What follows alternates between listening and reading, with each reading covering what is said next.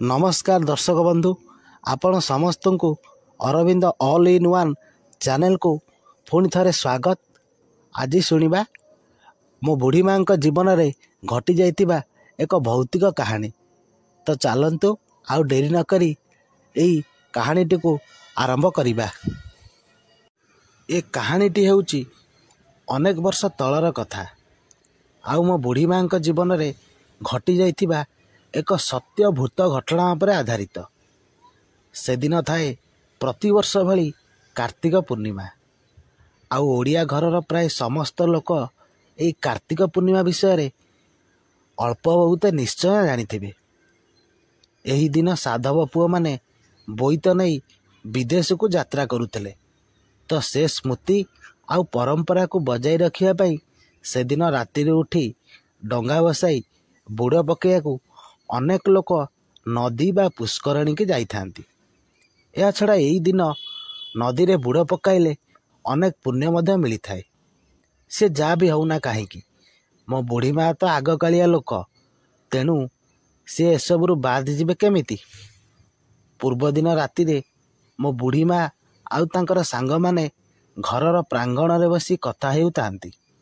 सुन, काली ठीक राति 4टा पूर्वरु समस्ते आसी एई जगह को आसी ठिया होइथिबो। आउ आमे डंगी बसिया को जिबा, बहुत मजा हबो। सांग होई स्नान करिबा आउ डंगी बसाइबा।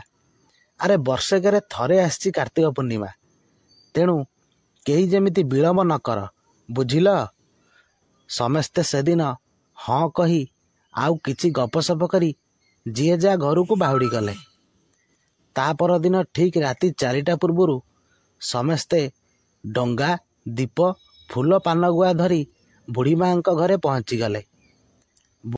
बुढ़ी माँ मध्य तांकर डंगी धरी आसी हाजर होई गले तांक पाखेरे। बास तापरे समस्ते हस मजा करी बाहरी गले नदी आड़े। बुढ़ी माँ ग्रामरू नदी को जीवा बाटरे आगरे पड़े गोटे छोट जंगल। एमाने तो हस खुशी गप करी चली थांती। आउ पूर्णिमार जह्न आलोकरे रास्ता भी बेस परिष्कार देखा जाऊ थाए। हठात केजाणी कहीं ठीक जंगल मझिया मझी कहार कुंथेबा भली शब्द हला। प्रथमे प्रथमे तो एथिप्रति कहार नजर नथिला, किंतु शब्दटी जेतेबेले जोर रे हेला सेतेबेले बुढ़ी माँ आउ तांको सांग माने भय पाई सेठारे टिके अटकी गले। शब्दटी बेलकु बेल अधिकरू अधिक सबु थाए। सहज तो एमाने झियो पिला, तापरे ठीक जंगलर मझिया मझी एभली शब्द शुणी से दिन समस्ते खूब डरी जाइथिले। ठीक एतिकी बेले बुढ़ी माँ जने सांग साहस करी डरी डरी पचारला, अरे किए सेठी? किंतु किछि भी उत्तर आसिलानी। बास दलकाए पवन आसी बाजिला समस्तक देहरे। मो बुढ़ी माँ एरिका भୟରେ सेतेबेले सिरी उठिलेणी। काहारी मुहरे कथा नाई। बुढ़ी माँ टिके साष्टांग होई कहिले, चाल समस्ते आगु को एठी ठिया होई रहिले बेसी डर लागिबो। तापरे समस्ते चुपचाप आगु को पाद बढ़ाइले धीरे धीरे। एतिकी बेले बुढ़ी माँ जने सांग चमकी उठी कहला, आलो कुंती, तू केतेबेले आसिलु? समस्ते आश्चर्य होई कुंती आड़े अनाई थांती आउ भाबु थांती, अरे ये तो आम सह आसी नथिला, ताले एकुटिया एठारे आसी केमिति पहुँची गला। बुढ़ी माँ भारी संदेह होउथाए। समस्ते कुंती आई को प्रश्न पर प्रश्न पचारि चली थांती। आउ कुंती आई उत्तर रे खाली हूँ होउथाए। एमिति बाट सारा किछि न कही चली थाए एमानंक पछे पछे।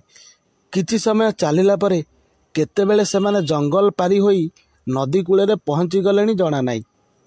तापरे समस्ते निज निज डंगी नहीं पानी रे बंदापना करी भसाई बुड़ पकाउ थांती, किंतु पानी रू बाहरी पारु न थांती। जेमिति एमानंक गोड़ को किए गोटे शक्त भाबरे धरिची बोली जଣା पड़ुथाए। कुंती आई से दिन नदीर मझिया मझी जेउटी गभीर जल गंड अछि सेईटी ठिया होइताए। बुढ़ी माँ टिके डरी पाटी करी कहिले, ଆଲୋ ହେ କୁନ୍ତି, ତୁ ସେତେ ବାଟରେ କାହିଁକି ଯାଇଛୁ ବୁଡ଼ ପକାଇବା ପାଇଁ? ତତେ ତ ପହଁରା ଆସେନି। ଜହ୍ନର ଆଲୋକରେ କୁନ୍ତି ଆଈ ଆଗପଟୁ ମୁହଁ କରି ଠିଆ ହୋଇଥିବା ବେଶ ଭଲ ଭାବରେ ଦେଖାଯାଉଥାଏ। ଯେମିତି ଏ କଥା ବୁଢ଼ୀମା କହିଛନ୍ତି। ବୁଢ଼ୀମା କହନ୍ତି, ଖାଲି ତ ମୋତେ ପାଣିରେ ବୁଡ଼ାଇଲା ଆଉ ଉଠାଇଲା ଆଉ। ଏତେ ଥଣ୍ଡା ମୋତେ ଲାଗୁଥାଏ, ଯେମିତି ମୋତେ ଲାଗୁଥାଏ ମୁଁ ସେଠି ପଥର ହୋଇଯିବି। ମୋ ସାଙ୍ଗମାନଙ୍କ ଭିତରୁ ଯିଏ ବି ପାଟି ଖୋଲୁଥାଏ, ହେ ହେ କୁନ୍ତି, କୁନ୍ତି ଆଈ ତା ପାଖକୁ ଯାଇ ଖାଲି ଦାନ୍ତ ଖିଙ୍କାରି ହେଇ ତାକୁ ପାଣିରେ ବୁଡ଼ାଇ ଦେଉଥାଏ। ଏତେବେଳକୁ ବୁଢ଼ୀମା ଆଉ ତାଙ୍କ ସାଙ୍ଗମାନେ ଜାଣି ସାରିଲେଣି ଇଏ କୁନ୍ତି ନୁହଁ, ଗୋଟିଏ ଭୂତୁଣୀ ବୋଲି। ଡରିକି କେହି ବି ପାଟି ଫିଟାଉ ନଥାନ୍ତି। କାହାରି ମୁହଁରେ କଥା ନାହିଁ। ଏପଟେ ପାଣିରୁ ବି ଏମାନେ ବାହାରି ପାରୁନଥାନ୍ତି। ତାପରେ କିଛି ସମୟ ସମସ୍ତେ ନୀରବ। ଏତିକି ବେଳେ ଗାଁର ସ୍ତ୍ରୀ ଲୋକମାନଙ୍କର ପାଟି ଶୁଭିଲା। ବୁଢ଼ୀମା ଆଉ ତାଙ୍କର ସାଙ୍ଗମାନଙ୍କ ଦେହରେ ଯେମିତି ଟିକେ ଜୀବନ ପଶିଲା। ଆଉ ଠିକ୍ ସେହି ସମୟରେ ଗୋଟେ ବିକଟାଳ ହସ ସହ କୁନ୍ତି ଆଈ ସେଠାରୁ କୁଆଡ଼େ ଉଭାଇ ଯାଇଥିଲା। ତାପରେ ବୁଢ଼ୀମା ହେରିକା ଡରି ଡରି ପାଣିରୁ ଉଠି ସମସ୍ତଙ୍କ ଆଗରେ ତାଙ୍କ ସହ ଘଟିଥିବା ଘଟଣା ସବୁ କହିଗଲେ। ଗାଁର ସ୍ତ୍ରୀ ଲୋକମାନେ କହିଲେ, ହଁ ଲୋ ବଉଳ, ରାତିରେ ଏମିତି କେଉଁଠି କୁଆଡ଼େ ଯିବା କଥା ହେଉଥିବା ବୋଧେ ସେ ପିଶାଚୁଣୀ ଶୁଣି ଦେଇଥିଲା। ସେଥିପାଇଁ ଆଜି ଏତେ ନାଟ ହେଲା।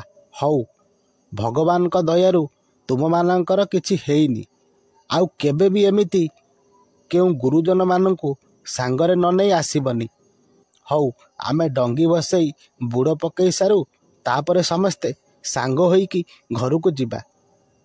ତ କାହାଣୀଟି ଏତିକି ଥିଲା। ଯଦି ଆପଣଙ୍କୁ ଏହି ଭିଡ଼ିଓଟି ଭଲ ଲାଗିଲା ତେବେ ଆପଣ ପ୍ଲିଜ୍ ଲାଇକ୍ କରନ୍ତୁ, ସେୟାର କରନ୍ତୁ ଏବଂ ସବସ୍କ୍ରାଇବ୍ କରନ୍ତୁ। ଆଉ ସୁନ୍ଦର ସୁନ୍ଦର କମେଣ୍ଟ ମଧ୍ୟ ଦିଅନ୍ତୁ, ଯଦ୍ୱାରା ଆମେ ପଠାଉଥିବା ଗଳ୍ପର ନୋଟିଫିକେସନ୍ ଆପଣ ସର୍ବପ୍ରଥମେ ପାଇପାରିବେ। ରହିଲି, ଧନ୍ୟବାଦ।